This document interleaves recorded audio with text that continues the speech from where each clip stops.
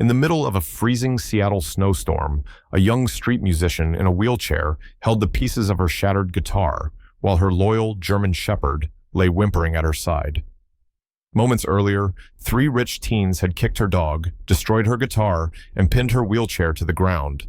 Laugh as if cruelty were entertainment. Mia Carter cried out, her voice swallowed by the wind, until a dark figure pushed through the swirling snow, running straight towards the chaos with cold, controlled purpose. A Navy SEAL. A storm of his own. And in seconds, those boys will learn they had picked the wrong woman and the wrong dog to torment on a winter night. Before we begin, tell me where you're watching from, and if you believe justice still exists, like, share, and subscribe for more stories of courage, hope, and the unbreakable bond between humans and their dogs. A heavy curtain of winter snow drifted over Pike Place Market, softening the world beneath a quiet, icy haze. Mia Carter sat near the stone steps, her wheelchair parked beside a lamppost dusted in white, humming softly as her gloved fingers moved across the frets of her aging Martin guitar. At 28, Mia was small-framed and willow-thin, with chestnut-brown hair pulled into a loose braid tucked beneath a knitted beanie. Her face carried a pale softness, but also the quiet resilience of someone who had endured more battles than she ever spoke about. The accident that took her ability to walk 2 years earlier, a truck driver who fell asleep at the wheel, had carved a permanent tremor into her memories and left her navigating life in the vulnerable silence of a wheelchair. Still, her eyes held warmth, a deep amber gentleness that never aligned with the cold she lived through.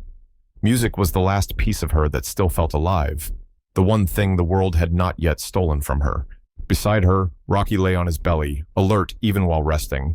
The 4-year-old German shepherd was a broad-shouldered, powerfully built dog with a sable coat that darkened along his spine. His ears stood tall, sharper than any security alarm. Rocky had been trained as a service dog after Mia's accident, and though he carried the calm discipline of a working canine, there was something else in him, an almost human watchfulness, as if he had sworn an oath to protect her in ways she could not protect herself. The street was mostly quiet in the late afternoon, the cold keeping most tourists inside. Mia strummed the opening lines of Hallelujah, her voice low and soulful against the winter wind.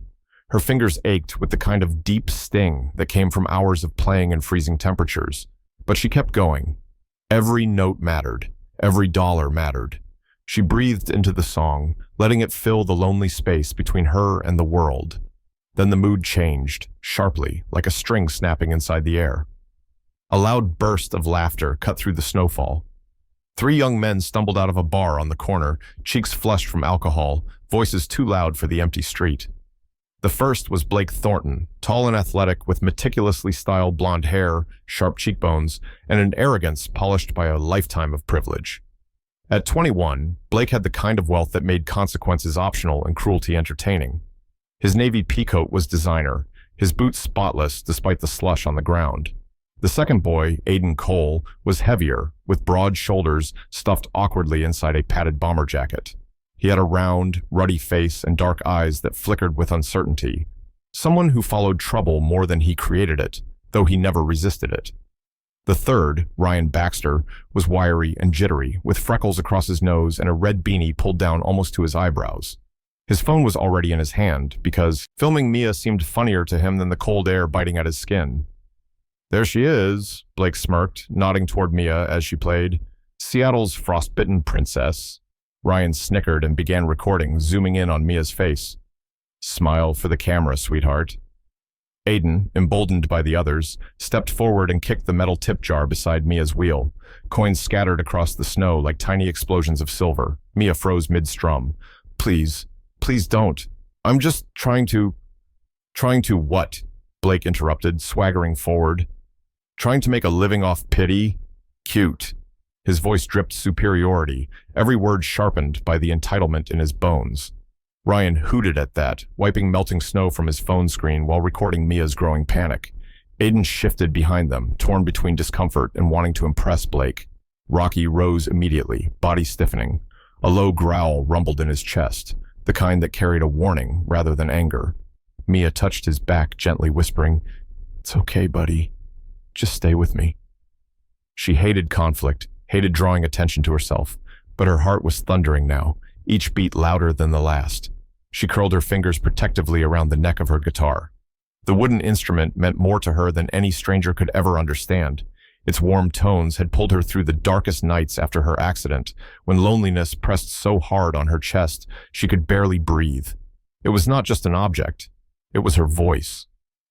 Blake's eyes landed on the guitar, and a cruel amusement lit his expression.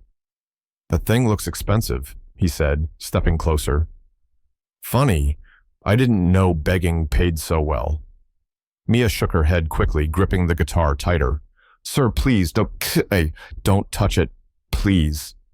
Blake grinned. That was the response he wanted, not defiance, but fear. He lunged forward and seized the guitar before Mia could pull it back. Her breath caught, a sharp, broken sound. "Stop! Please, don't take it!" Blake lifted the guitar as though inspecting a cheap trinket, turning it in his hands with exaggerated boredom. "You really love this thing, don't you?" He didn't wait for an answer. With a sudden, violent motion, he slammed the guitar onto the ground.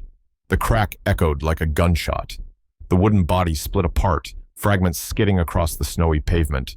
Mia let out a choked sob, her chest collapsing inward, as if the blow had landed on her instead of the guitar. The pain was primal, shocked, helpless, raw. Ryan burst out laughing. Aiden flinched but didn't intervene. Mia tried to wheel forward, reaching for the broken pieces, but Aiden and Ryan stepped behind her, gripping the handles of her wheelchair to keep her from moving. Rocky exploded into motion, barking fiercely, but Blake kicked him before he could lunge forward. The strike hit Rocky's ribs with brutal force. The dog yelped and stumbled, snow darkening beneath him where he fell. Mia's scream tore through the wind. "No, please, stop!" Blake spat on the snow. "Hold her still," he ordered. "I'm not done yet." Terror slammed into Mia's chest. Her hands trembled violently. Her throat closed around another cry. She felt hopeless, small, trapped. Her mind raced. The accident, the loneliness, the fear of always being powerless. They all returned at once like a wave crashing over her. And then, cutting through her panic, came the sound of rapid footsteps crunching through snow. A tall figure burst through the swirling frost. A man running hard, broad-shouldered and powerful, his breath steaming in the freezing air. He wore a dark thermal jacket and athletic gear, his movements trained and exact. His face was angular, framed by a short stubble beard, and his eyes carried a piercing focus carved from discipline and danger. Ethan Walker had heard the scream. Without hesitation, he closed the distance, heading straight for Mia, Rocky, and the three boys, straight into the storm unfolding in the snow. Snow swirled in tight, frantic spirals along the street as Ethan Walker moved through it like a shadow cut from the storm itself. 32 years old, tall and powerfully built from years of military conditioning, Ethan carried the kind of silent authority that made people instinctively step aside. His face was all sharp lines and purposeful angles, marked by a faint scar that ran from his cheekbone to the edge of his jaw, an old injury from a deployment he refused to talk about. His stubble was rough, dark, and matched the weary weight behind his steel-gray eyes. Those eyes had seen too much. The kind of violence that hardened a man, stripped away unnecessary words, and left behind only instinct and discipline. On leave from the Navy SEALs after a brutal mission overseas, Ethan had come to Seattle seeking temporary quiet, though peace was something that had never come naturally to him. Yet, as he sprinted across the snowy street toward the sound of Mia's scream, the quiet broke inside him like shattered ice, replaced by a cold, precise focus that felt disturbingly familiar. He reached them in seconds. Aiden, the heavier boy with a thick neck and frightened eyes, was the closest. Ethan didn't waste breath or warnings. He simply moved. His arms snapped around Aiden's throat in a perfectly executed rear choke, the kind SEALs trained for when time was measured in heartbeats. Ethan applied pressure for exactly 3 seconds. Aiden's body sagged, collapsing into the snow with a muted gasp, unconscious but alive. Ethan let him fall gently enough to avoid further injury, an old habit shaped by missions where civilian casualties meant failure. Ryan saw Ethan next. The freckled boy yelped, tried to swing his phone at him, but Ethan was already there. He dropped low, swept Ryan's feet from beneath him, and slammed the boy onto the icy pavement. The breath whooshed out of Ryan in a pathetic squeak. Ethan didn't linger. He pinned Ryan with a knee before the boy could scramble away, plucking the phone from his hand and tossing it into a snowbank. Ryan trembled, not from cold, but from the realization that he had underestimated a man carved from iron. Blake, the ringleader, stumbled backward, his designer coat flapping like a panicked bird. His arrogant smirk was gone, replaced by a pale, shaking fear. Ethan walked toward him slowly, each step deliberate, his breath steady and controlled despite the cold. "Back away," Ethan said, his voice low, calm, colder than the wind that cut through the alley. "Now." Blake tried to talk, some excuse, some desperate plea, but the words tangled in his throat. He had never faced a man who didn't care about his name, his status, or the money behind him. He had never faced someone whose eyes looked right through him. Blake retreated so clumsily, he slipped in the snow, scrambling to his feet again. Then, without warning, he bolted. Ryan followed, limping, while Aiden staggered up and ran behind them. Their footprints vanished into the whitening storm until the street swallowed them whole. Silence dropped heavily. Rocky was curled on the ground, his powerful body trembling violently with each painful inhale. The German shepherd's ribs rose unevenly. The kick had done real damage. Mia had already wheeled herself toward him, but her hands shook too hard to steady his head. Ethan knelt beside them, placing one large hand gently on Rocky's shoulder. "Easy, boy," he murmured, his voice softening in a way that surprised even him. Rocky let out a weak whine. Meanwhile, Mia's breath quivered in the cold, her lips pale, her fingers swollen purple beneath her thin gloves. She held the broken halves of her guitar with the reverence of someone holding a wounded child. Her dark amber eyes, which earlier glowed with fragile hope, now brimmed with tears that she tried and failed to hide. Is he going to be okay?" she whispered, her voice fragile as frost. Ethan studied Rocky with a soldier's trained efficiency. "He's hurt, but not dying. We need to get him inside. And you," he added, noting the way Mia's teeth chattered uncontrollably, "need to warm up. You're freezing." She tried to respond, but the words failed, dissolving into small, helpless sounds. Ethan didn't hesitate. He scooped Rocky carefully into his arms, cradling the 80-pound dog as though he weighed nothing, and gestured for Mia to follow him. The nearest cafe glowed with warm light, a little corner shop run by an older woman who didn't question Ethan when he pushed the door open with his shoulder and carried Rocky inside. The warmth hit Mia like a shock, making her realize how near the edge she had been. Ethan found a quiet corner and lowered Rocky to the floor, covering him with his own thermal jacket. Mia sat across from him, her wheelchair wheels still clinging to clumps of snow. Her hands were trembling so hard, she nearly dropped the broken guitar pieces. Ethan crouched down to meet her gaze. He didn't smile. He wasn't built for that, but his voice softened. "Taxi's on the way. We're taking him to emergency care." Mia nodded numbly. At the animal hospital, Dr. Jacob Harris, a middle-aged veterinarian with tired eyes and gentle hands, examined Rocky. He was a tall, slightly stooped man with a silver beard and a kindness that reached his voice when he spoke. After x-rays, he returned to them. "2 cracked ribs," he explained. "Painful, but he'll recover with compression wraps and rest." Relief washed over Mia so quickly she almost sagged sideways. Ethan watched her closely. Her hands were still shaking, not from cold now, but from shock. The bruise forming along her wrist, the tremble in her breath, the visible ache in her eyes. He read it all like a field map. He had seen people break under far less, but Mia, fragile, shivering, heart aching, had not broken. She had still tried to sing through the winter. She had still tried to protect her dog. Ethan recognized the quiet strength in her, the kind forged only when life knocks someone down again and again, and they still rise. As Rocky rested on the padded table, Ethan stood beside Mia, the cold wind howling against the clinic windows. "They won't stop," he said quietly, his jaw tightening. Mia looked up, startled by the certainty in his voice. "People like them. When they don't get what they want, they come back."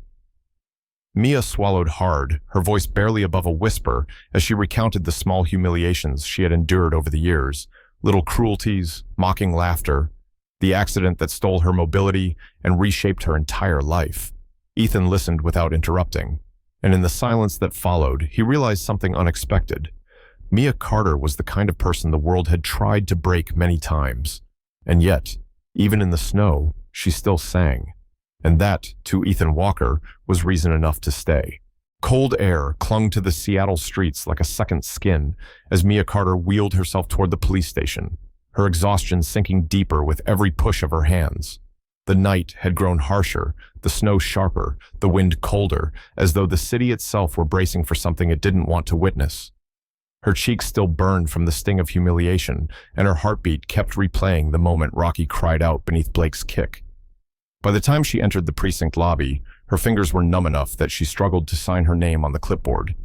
The man behind the front desk was Sergeant Bill Kramer, a middle-aged officer with a sagging posture and tired blue eyes that seemed permanently half-lidded, as if sleep had been chasing him for years without ever catching him. His short-cropped gray hair, uneven stubble, and broad, heavy torso carried the look of someone who had stopped caring about personal discipline long ago. His voice was monotone, drained of empathy, the kind that said he'd seen every complaint, every excuse, every sob story, and believed none of them. When Mia approached, the paperwork trembling in her hands, Kramer barely looked up. I need to report an assault, Mia said, her voice small but steady. Kramer sighed, tapping lazily at the keyboard. Name? She answered. Then she explained what happened. How Blake Thornton and his friends kicked her dog, destroyed her guitar, held her wheelchair still while she cried for help. The moment she spoke Blake's name, something shifted. Kramer's fingers paused. His eyelids rose slightly. His gaze sharpened, not with concern, but with caution. Thornton, as in the Thornton family? Mia nodded, confused. Yes, Blake Thornton. That's him. Kramer exhaled slowly, leaning back in his chair. His change in posture was small, but the message was loud. This was more than a police report now. This was a complication. Miss Carter, he said, his tone suddenly patronizing, you must understand that situations like this can get exaggerated. Maybe it was a misunderstanding. Young men fooling around. Maybe the dog got spooked. Mia felt the cold seep into her bones in a way the winter wind never could. Rocky didn't attack anyone. They hurt him. Kramer shrugged, tapping a few keys with new indifference. A big German shepherd can be intimidating. Hard to say who escalated first. Her breath caught, her throat closed. In that moment, Mia realized she wasn't speaking to someone trying to help her. She was speaking to a wall built from influence and fear. And your guitar? Kramer said blandly. Are you sure you didn't drop it or damage it in the struggle? What? Mia whispered, stunned. He smashed it in front of me. Is there proof? She stared at him, her heart sinking in the deepest way. Are you saying you won't do anything? I'm saying, Kramer replied, folding his arms, that accusations against a family like the Thorntons must be handled carefully. You should think very hard before filing something that could damage someone with that level of status. Mia's chest tightened painfully. She felt herself shrinking, like the walls were closing in on her. The humiliation, the helplessness, the old trauma of being ignored after her accident, all of it rushed up like a wave she couldn't outrun. When Kramer finally handed her a dismissive printout and said, "We'll look into it," she knew they wouldn't. No one here was going to help her. Hours later, long after the fluorescent lights of the precinct faded behind her, Mia sat alone in her small, drafty apartment. Rocky slept at her feet, breathing slowly through bandaged ribs. She stroked his fur gently, her heart aching with guilt. She should have protected him. She should have been stronger. She should have... Her phone rang. The number was unfamiliar, but the tone that followed was unmistakable. The smooth, deep voice of an older man entered her ear like a blade wrapped in silk. "Good evening, Miss Carter. My name is Marcus Hale. I represent the Thornton family." Marcus Hale was a seasoned attorney nearing his 50s, with a reputation for ruthless precision. Tall, impeccably dressed, with silver hair always slicked into rigid order, he possessed the cold confidence of someone who bent systems to his will. His voice was polished, calm, and calculating, each word chosen with surgical care. "I'm calling to resolve an unfortunate misunderstanding." Mia's body stiffened. There was no misunderstanding. "I see." His tone stayed pleasant, but something darker lurked beneath it. "The Thorntons are prepared to cover all veterinary expenses for your dog. They will also offer a financial gesture to compensate your distress." Mia's grip on the phone tightened. I don't want money. I want justice. There was a soft chuckle, low, amused, cruel. Miss Carter, justice is subjective. What we need is cooperation. A simple non-disclosure agreement. You sign, and this ends quietly. And if I don't? The warmth evaporated from Marcus's voice. What remained was ice. Then we will be forced to pursue legal action, defamation, false accusation, emotional distress inflicted upon my clients. And I believe your landlord, Mr. Henderson, has already been informed of your involvement. In winter, evictions can be unfortunate. Fear struck her like a fist. He knew her landlord's name. He knew where she lived. He knew everything. After he hung up, Mia sat shaking violently, tears slipping down her cheeks, not because she was weak, but because she was alone. Entirely, devastatingly alone, until she wasn't. Because when she shakily called Ethan, barely able to breathe, he answered before the first ring fully completed. And when she stammered out the truth, his voice changed, flattened into the cold, lethal calm of a man entering a battlefield. I'm coming. Don't open the door for anyone but me. 10 minutes later, Ethan Walker stood at her threshold, snow melting in his hair and a hard determination set into every line of his body. Without asking permission, he inspected the doorframe, the locks, the windows. He moved with methodical precision, the kind drilled into soldiers who survived by predicting danger before it arrived. He secured steel wire around the hinges, installed a compact shrieker alarm, 130 decibels, enough to wake the dead, and added an improvised reinforcement bar across her window. His jaw was tight, his eyes burning with a restrained fury she had only glimpsed before. I've seen men like them, he said quietly. I know how they think, and I won't let them touch you again. In the cold stillness of her tiny apartment, Mia finally broke into soft, uncontrollable sobs. Not out of terror, but because for the first time in years, someone stayed. Someone cared. Someone stepped into the storm for her. She wasn't alone anymore. Snow fell in soft, muted sheets over Seattle the next afternoon, turning the streets into a pale blur as Mia Carter bundled herself into her jacket and wheeled toward the small market nearby. She had only meant to be gone 15 minutes, just long enough to buy bread, milk, and dog treats for Rocky, who rested heavily in their motel room with carefully wrapped ribs. Even as she moved down the sidewalk, there was a tight coil in her stomach, a lingering sense of dread that clung to her like the winter air. She glanced over her shoulder twice, something she never used to do before Blake Thornton shattered her guitar and her peace in the same evening. Every crunch of ice beneath her wheels sounded too loud. Every shadow felt like a pair of eyes. Still, she forced herself forward. Rocky needed food. She needed to breathe something other than fear. And for just one brief moment, she wanted to believe she still had a life to live. But while Mia rolled slowly toward the corner store, 3 figures moved like wolves toward her apartment building, Blake Thornton leading the way. The 21-year-old son of a powerful family looked different now. Gone was the drunken swagger and careless smirk he wore the night he assaulted her. Today, Blake's eyes were sharper, feverish with the kind of cruelty born from humiliation. His blonde hair, usually styled perfectly, was shoved under a baseball cap. His jaw clenched so hard a vein popped at the edge of his neck. His humiliation from being overpowered by Ethan Walker had fermented overnight into something far darker. Aiden and Ryan followed him closely. Aiden Cole, heavier and broad-shouldered, looked nervous, sweating despite the cold. He wasn't evil, just afraid, and far too weak to resist Blake's influence. Ryan Baxter, the freckled and jittery one, chewed anxiously on his thumb while clutching his phone, though his hands trembled too much to hit record. Still, cruelty was easier in a pack, and Blake was their alpha. He possessed something they didn't, a key card, and not just any key card, a sleek silver access card provided by Marcus Hale, the Thornton family attorney. With that single piece of plastic, the locked service entrance behind Mia's building clicked open like a whispered secret. Blake grinned, his breath clouding in the freezing air. "We've got 10 minutes, he muttered, in and out. Leave her something to think about." Inside Mia's apartment, her small sanctuary, her studio, her livelihood, the air was still warm from the space heater she'd left running. A cup of coffee on the desk still steamed faintly. Sheet music lay neatly stacked on the table, and beside it sat two more guitars, one acoustic, one electric.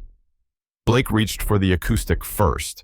He held it up as if admiring it, then smashed it against the edge of the table so violently the wood cracked like a bone. Aiden flinched. Ryan winced, but Blake only grew more energized. He smashed it again, and again, until the instrument collapsed into a pile of splintered wood and broken strings. Then he moved on to the electric guitar, bringing his boot down on it repeatedly until the neck snapped clean. "Should have kept your mouth shut," he hissed to the empty room. Aiden swallowed hard. "Blake, man, maybe that's enough." "No," Blake snapped. The word cracked through the air like ice breaking. "She thinks she can get a soldier involved? She thinks she can run to the police? She thinks she's someone?" With a furious sweep of his arm, Blake knocked over Mia's music stand, scattering her handwritten compositions across the floor. Among them was a sheet titled Noel's Song. It was a lullaby, gentle, fragile, written in pencil with soft chords and tiny notes in the margins. Mia had crafted it for a little boy she used to babysit before the accident changed her life. Blake tore it down the middle, then again, and again, until the floor looked like it had snowed indoors. Ryan, trying to match Blake's fury, grabbed Mia's cup of coffee and splashed it over her sheet music. "Oops," he whispered, giggling nervously. Blake noticed Mia's recording setup, a pair of microphones, two compact speakers, and her laptop, patched with stickers of music notes and faded band logos. "Perfect," Blake murmured. He swept the microphones off the desk, their metal bodies clattering onto the hardwood floor.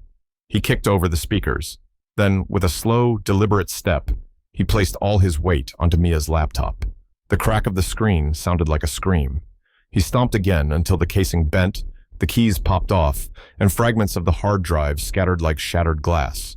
Music she had spent years creating, demo tracks, lyrics, song drafts, were gone in seconds. Then came the final touch. Blake reached for a can of red spray paint he brought in his backpack. Ryan held his phone flashlight toward the wall, and Blake scrawled huge, dripping letters across the white paint. "Next time, the dog dies." 15 minutes later, Mia returned. She unlocked her apartment door, expecting warmth, safety, belonging. Instead, she rolled into a graveyard of her own dreams. Instruments destroyed, sheets torn, electronics crushed. Her laptop, her entire world, unrecognizable. And then she saw the wall, the message, the threat. The room did not spin. It simply collapsed. Everything inside her went silent, as if her soul had stepped outside her body to escape the pain. Mia didn't scream. She didn't cry. She simply stopped, her breath shallow, her fingers frozen midair, her heartbeat hollow. When Ethan Walker arrived moments later, his coat still dusted with snow, his eyes sharp and scanning, he saw instantly what had happened. His expression darkened, draining into something cold and dangerous. Not anger, something deeper. Something that lived in soldiers who had seen the worst of humanity and knew it had returned. He crouched in front of Mia, voice low and steady. "We're leaving," he said. "Now." He gathered what little remained untouched, placed Rocky gently into a carrier, and wheeled Mia out of the apartment without another word. At a distant motel far from downtown, he set them inside and instructed her firmly, "Don't open the door. Don't use the Wi-Fi. Only let me in." Mia nodded numbly. Ethan squeezed her shoulder once, soft, grounding, then walked back into the night. And at her ruined apartment, he turned off every light, set every trap he knew how to build, and sat silently in the dark, waiting. Snow pressed thick against the windows of Mia's abandoned apartment, muffling the world outside as if the night were holding its breath. In the farthest corner of the darkened room, Ethan Walker sat motionless, his back against the cold wall, his breathing slow and controlled, like a man in meditation. Though nothing about him was calm. His eyes, sharp and gray as steel, tracked every sound beyond the cracked doorframe. He had been waiting for hours, still as the shadows themselves. His broad shoulders barely moved, his hands rested lightly on his knees, but the tension in his jaw revealed a storm of violence, tightly leashed beneath his skin. He had been trained for ambushes in deserts, jungles, and war-torn cities. Tonight, he was waiting in a small Seattle apartment, but the danger felt just as real. He remembered the look in Mia's eyes as he left her at the motel, fear, exhaustion. But beneath both, a tiny flicker of trust she had not given to anyone in years. It settled on Ethan, like a weight he carried willingly.